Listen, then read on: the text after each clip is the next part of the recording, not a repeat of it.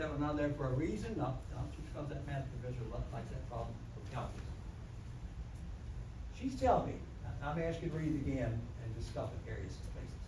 Start out again, just read a little bit more, a little bit again. An open box with a square base is to be made from a square piece of cardboard 24 inches on a side by cutting out a square from each corner and turning out the side. Guys, let's assume this is not a square. She wanted a square. Let's assume this is a square. She says, Professor, they want you to go to each corner and cut out a little square. Usually, I think this might help us before we go to the board. I'm supposed to cut out something that looks, it's portable, something that looks like a little square on each corner. And that's what they're asking us to do. Got those two corners out of the way. And I think they want these little squares to be the same size as they cut them out. Another one cut out. And the fourth one, another should be the same size. Cut out.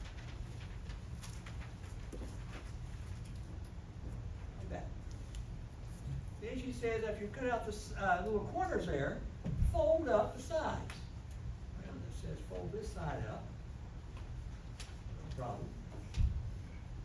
Think. So I messed up. Fold up that side. Fold up this side. Fold up this side. As I do it.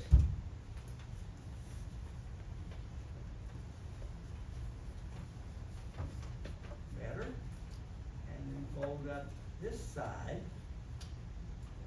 And please tell me, is it possible, even with this rough demonstration, is it possible to form a box? And by the way, this box is open at the top, but is it possible to form a box? That's what she's asked me to do. Go to a square piece of cardboard, I'll use paper, and cut out a little square at each corner, fold the flaps up, and you get a box. It's certainly possible. Now, I'm going to ask her to read it again, because I think she's going to ask me to find some dimensions of this. Read that to me one more time. An open box with a square base is to be made from a square piece of cardboard 24 inches on a side by cutting out a square from each corner and turning out the sides. Express the volume of the box as a function of length x with the side of the square cut out from each corner. Thank you.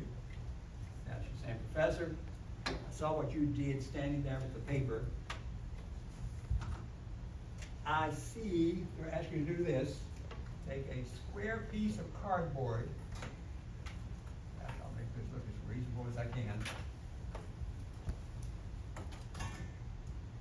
And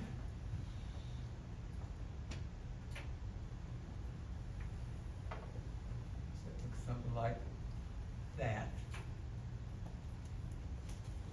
And then go to each corner, as you saw me demonstrate, and cut out a little square.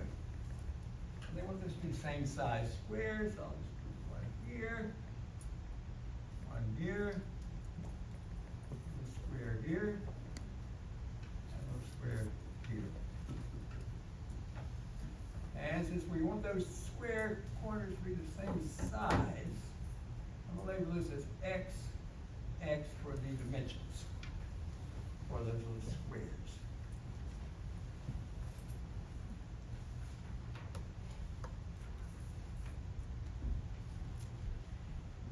And you saw me do that, cut the little squares out. You see how that, roughly the same size squares. Now, she tells me after you do that, Professor, and you saw in my demonstration it's possible, take those little square corners out, fold up, and you're supposed to be able to form a box. Let's see.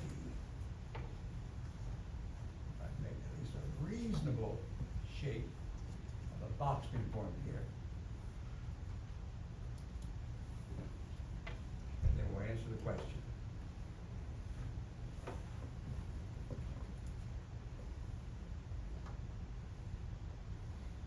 As I said, it looks like this.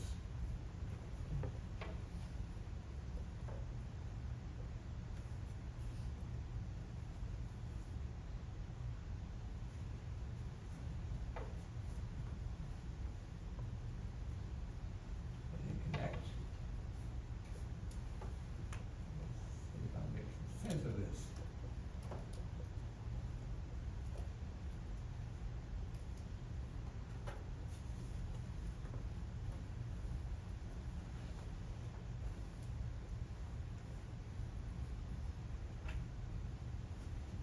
Not bad.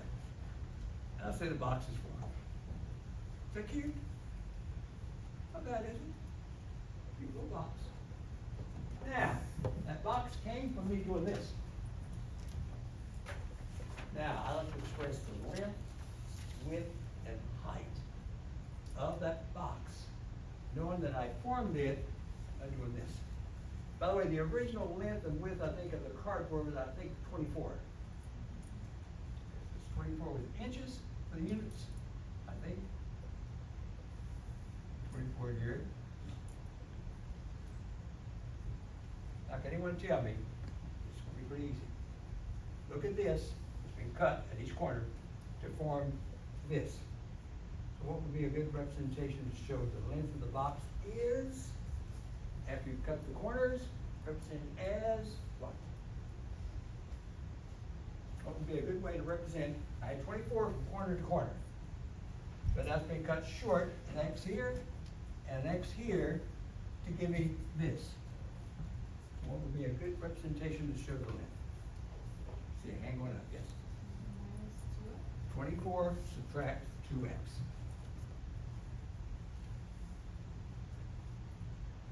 The width, this, of the box. Guys, how about the width? And that came from this. Is that going to be the same thing? Has been cut short, an X up here, an X here, and originally it was 24. Is that another 24 subtract 2x if I cut those squares out? Could I also represent this width? Squeeze it in here, guys. That's 24 subtract 2x. Yes or no? Now, the one that bothers me is, there's another dimension to this box. Besides the length, width, there's a height that I don't have represented yet.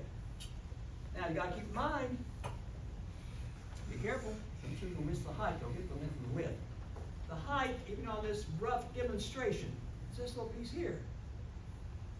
So what might that little piece there, for the height of the box, be represented as? That's just the X. That's what you cut out here. It's that X there for the height. Does that make sense? 24 subtract 2x, 24 subtract 2x, then the height, as I demonstrated, which is that little piece, the height there is x. Now, they want me to represent what though? What was the last part that said write what? What was the last of it? Express the volume of the box as a function of length x of the side of the square cut out from each corner. Thank you. Does anyone remember from previous somewhere a volume formula to find the volume, how much water would this box hold, to find the volume of a box? What does one do to express the volume of a box? Not area, volume. Yes. I was thinking length times width by height. Okay, tell me again. Length by width by height. There you go. The length of the box times the width of the box times the height of the box. Multiply all three together. No problem here. And she wants this in terms of x. So almost like a function. F of x, she wants this v of x. She wants the final answer in terms of x. Guys, the length is 24 subtract 2x. We have that on block. In that formula, length times width times height for volume. Width, oh, it's another 24 subtract 2x. The height, the strange one, x. And by the way, all this is in terms of x. I'm going to express this like this, if you guys don't mind. I think it looks better like this. You put the x first. And then write this as that. 24 subtract 2x squared. Is that true? I just turned around a little bit. I think it looks better like that. And that's the volume of the box. In terms of x. Written in terms of x. Make sense? You could not go wrong on one like that. I don't think, did they actually do anything else besides that? I don't think all that problem, was there an additional part to this problem?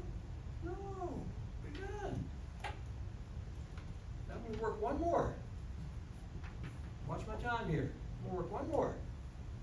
Woo! Okay, I need a student to read this for me. Find which one it is. Hang on, so you're close by, let me put your paper right quick. Mine, Ramsey, you're not. Oh. Oh, boy. Number 2. And this will probably take me to closing time. Number 2. Okay, first I need a volunteer to read for me. Who would like to read for me? You're gonna be, by the way, before I get to number 2, appreciate. Number 1. Appreciate, number 1. Number 2 is gonna take a little time. Okay, I need a volunteer? Just to read? Yes. Water is poured into a container in the shape of a right circular cone with a radius of 4 feet and a height of 16 feet. Express the volume of the water in the cone as a function of the height h of the water. Oh, my goodness, I'm having to reread parts of this. Mr. Park, I think, June, I think maybe, when you took one of those calc courses, you guys may have seen something like this that she's read, maybe, and had to do a little calculus to it. She's telling me, I think, right, that we have a cone like that, and I think she gave me the height and the radius of the cone. Tell us what that radius and height was again. The radius is 4 feet and the height is 16 feet. Okay, so we put, like this, guys. Show that in red. And let me line this up so we're halfway. Good. There. And as you see, Professor, the radius.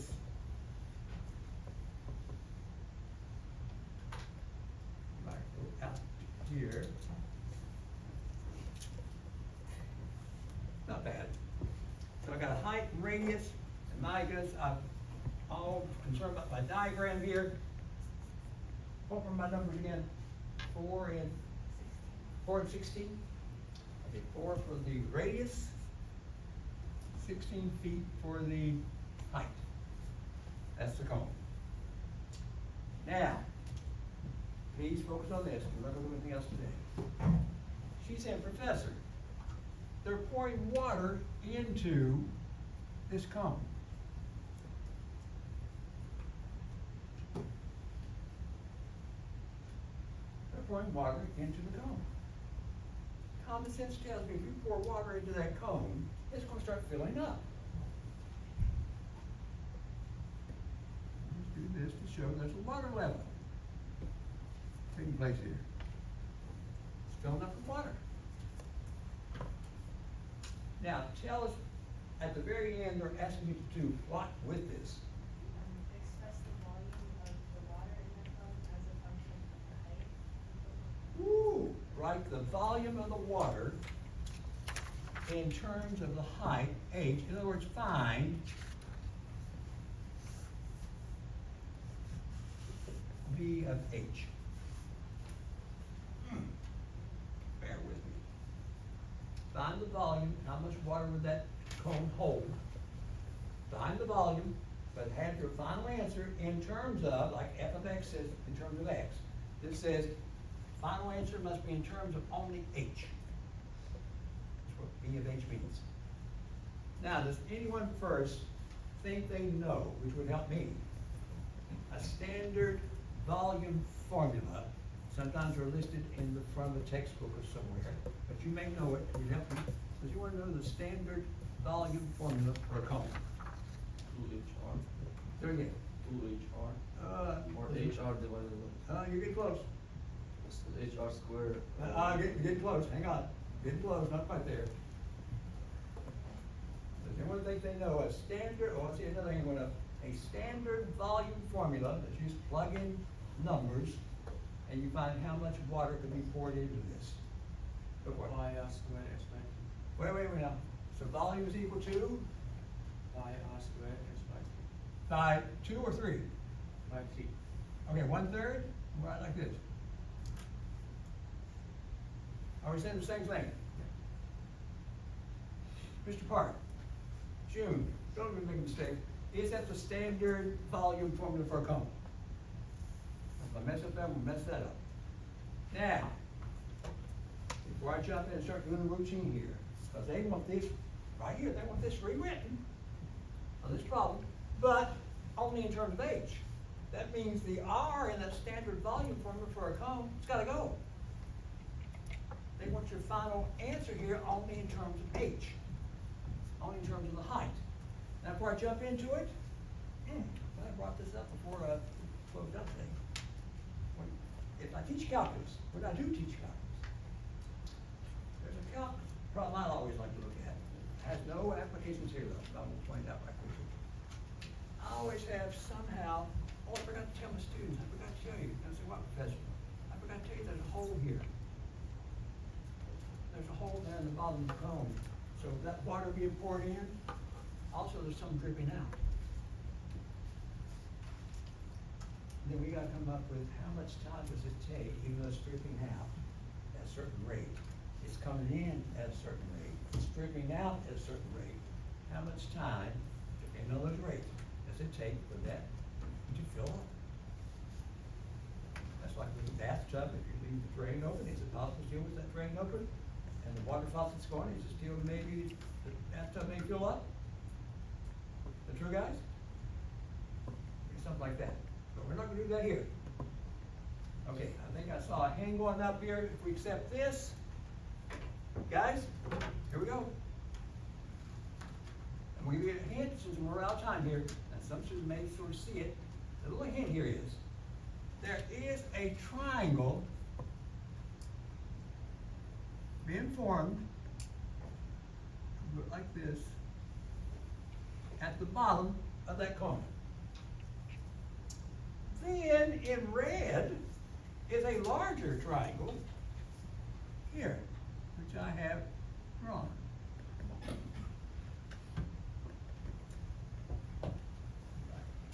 That. So guys, we're gonna label to help us out. That small triangle, let's label it as, let's call this point C, this is point A, this is point B. So I've got triangle ABC. Let's call this point up here D, this point E. Instead of that, you look at it, see if it's gonna make sense. Of course it makes sense. Little triangle at the bottom, and then a big triangle in the red there. Does anyone remember from geometry, is there a relationship between those two triangles? Okay, hang on up, yes. So for example, DC is same as B, is same as AC. Okay, hang on now. DC, you said compare that to AC. Yes. Beautiful, tell me more. Come on. You got that part right. DE same as Hang on, AB. hang on. DE, I'm not quite the same, but DE has a relationship to AB. They're not quite the same, but there's a relationship. Does anyone recall about those two triangles, the little tiny triangle and the big triangle? They're not congruent, I'll use that word. You guys who've had some geometry, they are not congruent. That's the same shape, same size. What about these two here? There's another word that you probably have used to compare triangles, yes? Maybe the angle is the same. No, something else, I need a vocabulary word. Not congruent, there's something else. Similar Now here, triangle. similar, they are similar triangles. So triangle ABC at the bottom, look at this guys, I'm close down with this, is similar to, and June, Mr. Park, I think that's a symbol they use in geometry for similar, triangle DEC. Right like this. Okay, ABC at the bottom has the same shape as DEC, the larger triangle. So they have the same shape, but not the same size. Similar triangles. Does anyone recall anything special happens if two triangles are similar? He said, Professor, you expected us to know all this. I guess, when you see this on the exam Friday, if I give you one application problem, I'll have on the side here, maybe, I'd give that formula to you. I'm gonna ask you to go out and try to memorize the volume formula for a cone again, I'll get that formula to you. But does anyone recall what's happening with similar triangles? There was a relationship between the two. And I think I'm hearing from my student here. Come again. You can divide them. Okay, here we go. He says, Professor, you can compare DC, the large one, compare that to AC of the smaller. This height, compare it to AC, the height of the smaller. That should be, we'll give you the same ratio as if you compared DE of the larger to AB of the smaller.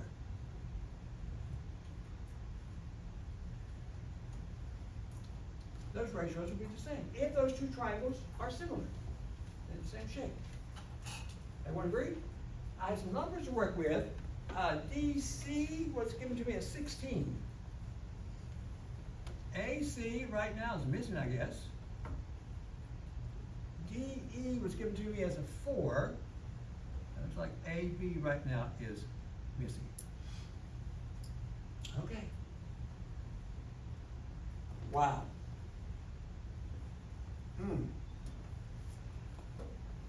Let's do this.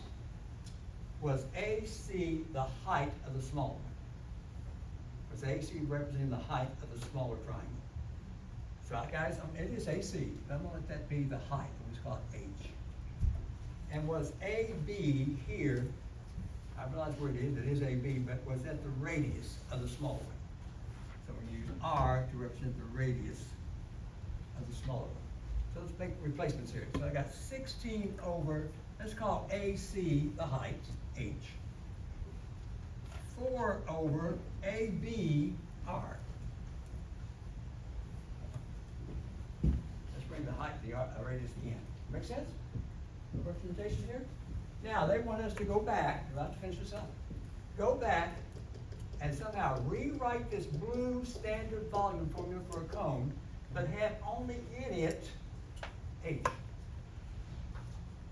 Now, if someone can be clever enough to show me, based on what you see up here, this R is gonna go. They do not want an R now in that formula. So they're saying somewhere up here we have enough to work with to get everything in terms of H. Does anyone see it? And it's staring at you. It's staring at you. What I need to do next. H is equals R squared. Oh, I thought you had. We can find H. Yeah, because I need to come up with a replacement for R. And it's right there staring at you what to do, but you might be a little tired here at the end of the class. Say, Professor, do it. I'm too tired to look at it. Do it. Well, does anyone think they know? Go for it. You can write R in terms of H is the ratio. Okay, based on this right here. Guys, suppose, I'll help you out here. Can I cross multiply right here? Now, I'd like to use cross multiplication myself. Suppose I multiply these two together and these two together. It's called cross multiplication. I could write this as 16R is equal to 4H. Yes or no? Keep in mind, we want a replacement for R. Because she asked me, when she read this, says, Professor, they want this in terms of only H. Okay, let's solve for R, divide by 16. Divide by 16. R is equal to, we'll go ahead and reduce that 4 over 16 down to 1/4. H. We're going to finish up this in time here. R is equal to 1/4 H. Now, can anyone tell me, to close this down, so we can leave, what is left to do now? What is left to do to say, Professor, this is it, I'm done? Plug that into this product. Thank you. Take this, look at this. Anthony, thank you. He says, Professor, take it apart and replace R with it. And write this now, I'll put it in red. Volume is equal to 1/3 pi. Now, R is 1/4 H, where it's being squared, times H. You substitute R with what we found R to be, it's being squared, of course. Clean this up a little bit, and then we'll be finished. Well, this would be V and H. This is 1/3 pi. This is 1/16 H cubed altogether on the end. H squared times H on the end, H cubed. Better yet, volume in terms of H is, could go ahead and multiply those two numbers together. Make it a little bit better. What is that, 1/3 times 1/16? What is that, 1/48? Make it look a little better. 1/48 pi H cubed. Oh my goodness. There's your volume formula, only in terms of the variable H. No R in it now. I see pi, but pi is a constant, a number. That's okay. Talking about the variables. And that's it. I was gonna say a few more things about it, but no, you're in the class. Wow. I see Susan now saying, whoa, we are getting into it now. Now guys, tomorrow, for your little short quiz, for those disappointed in some of the scores, 2 problems.